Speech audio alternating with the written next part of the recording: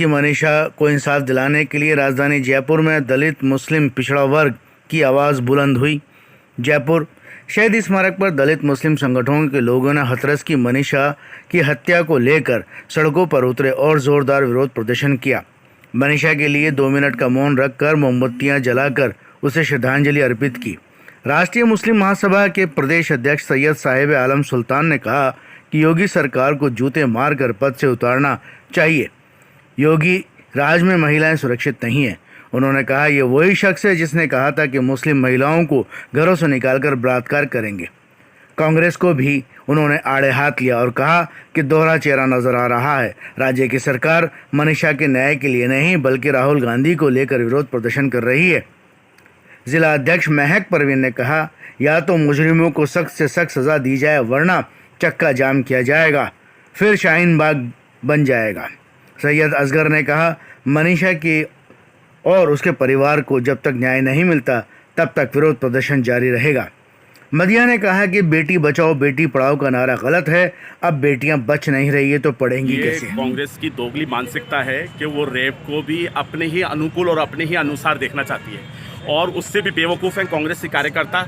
जब 12 हो, पेचकस कांड हो, थाना गाजी कांड हो या फिर वो दौसा का बागड़ी कांड हो, वो यहाँ धरना नहीं करते, यहाँ प्रदर्शन नहीं करते क्योंकि उनको सुविधा नहीं मिल पाती है। लेकिन जैसे ही दूसरी हुकूमत के अंदर, चाहे वो बीजेपी एंटी आरएसएस हुकूमत है, एंटी कांग्रेस हुकूमत है, वहाँ कोई कांड होता है तो यहाँ रोना रोते हैं। गिरफ्तार राहुल गांधी का पकड़ा गया लेकिन पेट पे दर्द इनके हुआ। क्या 6 दिन से वो निर्भया, वो मनीषा एडमिट नहीं थी? क्या 6 दिन से उसका ट्रीटमेंट नहीं चल रहा था? क्या 6 दिन से उनको पता नहीं था कि उसके साथ रेप हो चुका है? लेकिन ये सिर्फ और सिर्फ सियासत करते हैं, राजनीति करते हैं। इसी निर्भया कांड से सन 2013 के अंदर जब ये कांड हुआ था तब उस वक्त कांग्रेस की हुकूमत गिरी थी और इसी कांड से आप लिख के रखी तारीख गवाह होगी कि ये भाजपा की हुकूमत जाएगी। बलरामपुरा में भी एक दलित लड़की के साथ में वही इतिहास दोहराया गया है जो मनीषा के साथ हुआ।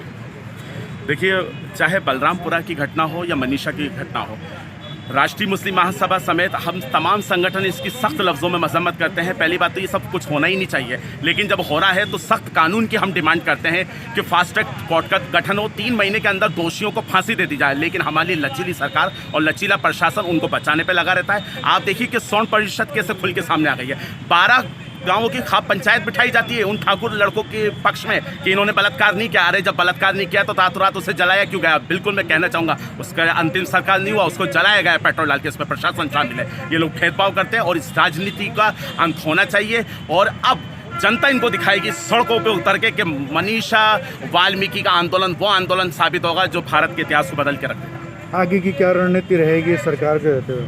माइनॉरिटीज़ पूरी तरह से वाल्मीकि समाज के साथ है और आने वाले टाइम के अंदर आप देखेंगे कि जयपुर के अंदर हम हर उस चक्के को जाम करने की कोशिश करेंगे। जैसा शाहीन बाग जब हम लेकर के आए थे उस वक्त हमने एक अलग जगह दिया था और हुकूमत को एनआरसीसी और एनपीआर को रद्द करके कचरे में डालना पड़ा। मनीषा वाल्मीकि का बलिदान खाली नहीं जाएगा, बलरामपुर की घटना खाली नहीं जाएगी, दौसा की घटना खाली नहीं जाएगी। मैं कहता हूँ कि हर उस बच्ची की आह इस सरकार को लगने वाली है।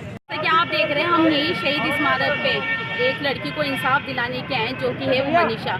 अगर इसी तरह से इन लोगों ने हमारी मांग नहीं मानी, ये शहीद स्मारक ये इस बात का सबूत है कि यहाँ पे इंसाफ मिलकर ही रहेगा। जैसे कि हमने शाहीन बाग में यहाँ 2 महीने तक टिके रहे और हम अपने इंसाफ में जब लड़के ही लड़े।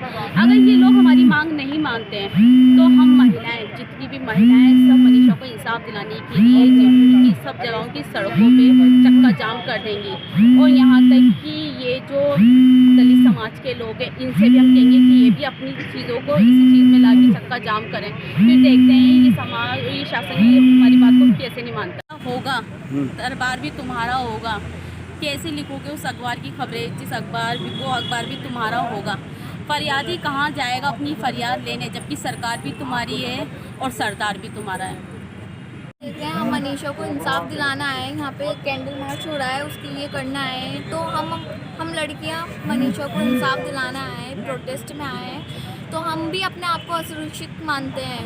हम स्कूल कैसे जाएं, हमें तो डर लगता है स्कूल जाने में भी। क्या हम स्कूल कैसे जाएंगे? जो हमारी दीदियां हैं वो कॉलेज कैसे जाएंगी? हम बाहर कैसे निकलेंगे? अगर ऐसे ही दरिंदे रहेंगे यहाँ पे तो उन्हें सख्त से सख्त, कड़ी से कड़ी सज़ा दिलवाएं, क्योंकि अगर वो बचेंगे तो लड़कियाँ नहीं रहेंगी। उन्हें सख्त से सख्त कानून बनाया जाए। क्या सरकार इस बात को लाइटली ले रही है? सरकार इस बात को बिल्कुल भी नहीं ले रही कि हम इस कानून इसके खिलाफ कोई हम कानून बनाएं, इनको सख्त से सख्त फांसी की सज़ा दिलाई जाए। टोंक का अध्यक्ष सैयद असगर अली बोल रहा हूँ। और जिस तरह से ये घटना हुई है, इस घटना से पूरे समाज के अंदर रोष है और हमेशा हमें ही प्रताड़ित क्यों किया जाता है, ये मेरा सवाल है कि क्यों मुस्लिम को और क्यों दलित समाज को ही प्रताड़ित किया जाता है। इससे पहले भी संजली बहन के साथ हुआ और बुलंदशहर में जो हुआ, तो गोया कि हम ये महसूस करते हैं कि वहाँ हत्या करना और जला देना एक आम बात हो गई।